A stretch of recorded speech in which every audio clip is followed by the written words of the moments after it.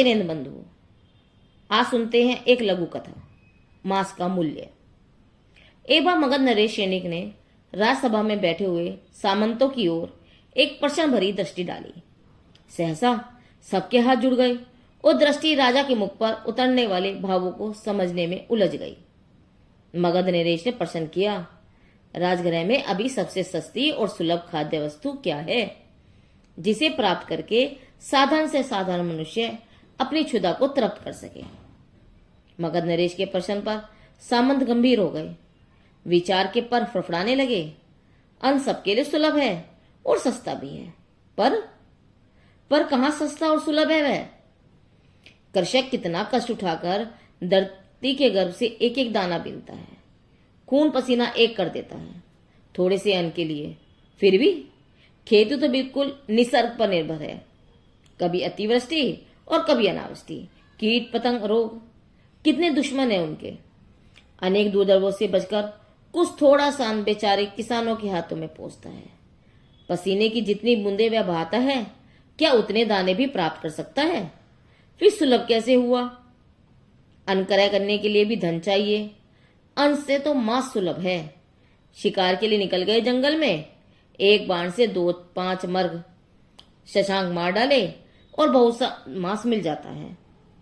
मर गया का आनंद भी और भोजन के लिए मांस भी, एक तीर से 2 शिकार। भोजन का इससे सस्ता और सुलभ साधन और क्या हो सकता है? न प्रकृति की अधीनता और न ही कोई अधिक श्रम। मनुष्य जब चाहे तब इसे प्राप्त कर सकता है। मगधपति ने सामंतों को मौन देखकर अपना प्रश्न पुनः दोहराया।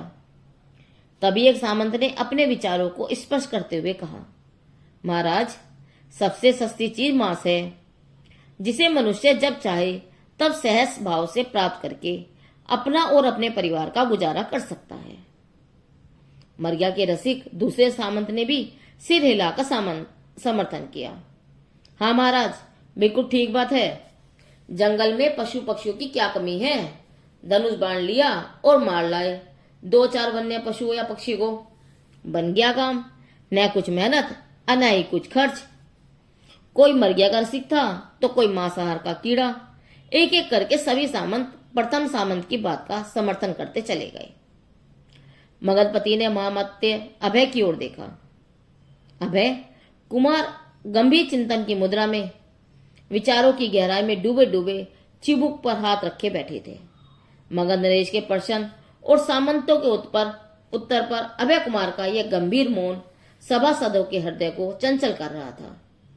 अभय ने कहा, महाराज, प्रश्न इतना सरल नहीं है कि तुरंत इसका उत्तर दे दिया जाए। मैं सोच विचार करके आज की रात का अवकाश चाहता हूं। कल प्रातःकाल हो सका तो श्री चरणों में उत्तर उपस्थित कर दूंगा। सभा विसर्जित हो गई। मगध नरेश का प्रश्न अधूरा ही रह गया। मनुष्य मन कितना विचित्र है। अपने प्राण उसे प्रिय हैं, पर दूसरे के प्राणों का मूल्य नहीं। क्या दुर्बल और निरह प्राणियों का जन्म मानव के मनोरंजन के लिए हुआ है? असंख्य स्वर्ण मुद्राओं से भी अति दुर्लभ ये प्राणी क्या मर्या आसक्त के एक बाण से भी अधिक सुलभ और सस्ते हैं? नहीं, यह तो ज्ञान है। जब तक अपने प्राणों के समान ही दूसरे प्राणों का मूल्य नहीं समझा जाता, तब तक मनुष्य यूं ही बहकता रहेगा। पर के साथ स्वयं की एकानुक्ति, यही तो करुणा का स्तोत्र है। जब तक हृदय में करुणा का उदय नहीं होता, तब तक मनुष्य प्राय दुख और कष्ट की अनुभूति नहीं कर सकता। अभय कुमार इन्हीं विचारों में डूबते उतरते राजसभा से निकल गए। चिंतन में वह इतने गहरे उतर चुके थे कि उन्हें पता ही नहीं चला कब वह महाराज को प्रणाम करके राजसभा से चले और अब अशोक वाटिका में बैठे उन्हें कितना अधिक समय हो गया। अधिक समय क्या, अब तो काफी रात हो गई है। अंधेरे की काली चादर संसार पर छा गई है। ऊपर नील गगन में कुछ तारे झिलमिला रहे हैं और इधर सत्य के प्रकाश का प्रतिनिधित्व करते हुए महामत्या अकेले ही चले जा रहे हैं, उसी सर्वप्रथम उत्तर देने वाले सामंत के भवन की ओर। आइए महामत्यवर, कैसे कष्ट किया आपने का? सामंत ने अभय कुमार को गहराती रात के अंधेरे में आया देखा तो उसका मन आशंकाओं से भर गया। स्वर्ण दिवट पर रखे दीपक के टिमटिमाटे प्रकाश में अभय कुमार के चेहरे पर उभरी हुई गंभीर रेखाएं साफ पढ़ी जा सकती थी। अभय कुमार हाँफ रहे थे। उनकी कुछ भय और चिंता मिश्रित भर्राई आवाज किसी महान संकट की सूचना दे रही थी।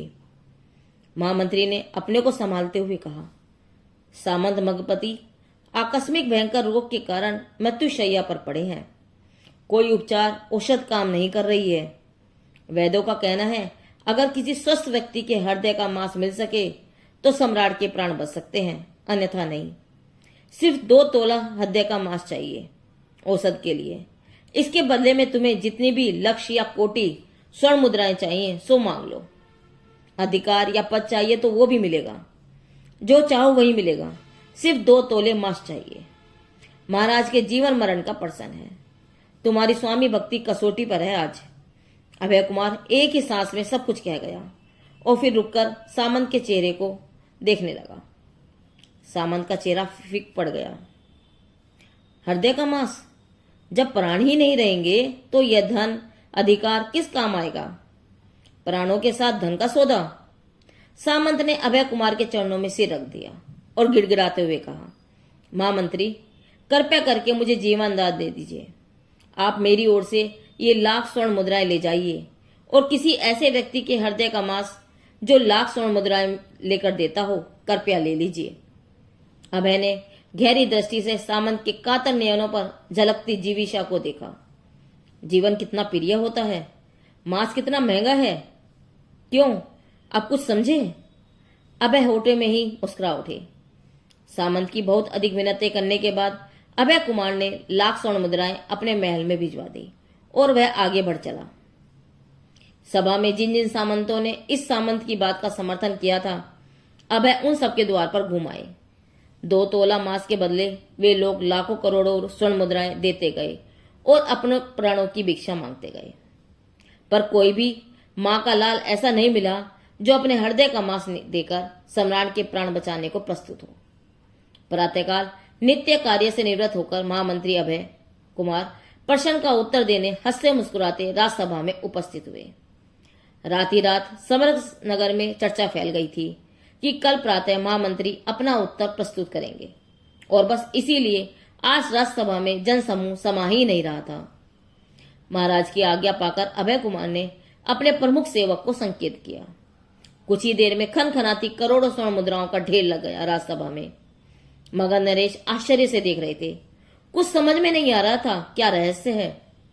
अभय कुमार सम्राट के सम्मुख करबद्ध खड़े हुए महाराज का अभिवादन करके उन्होंने सामंतों के शंकाकुल निष्पक्ष चेहरों पर एक दृष्टि डाली और निवेदन किया, महाराज आपने पूछा था कि सबसे सस्ती चीज क्या है?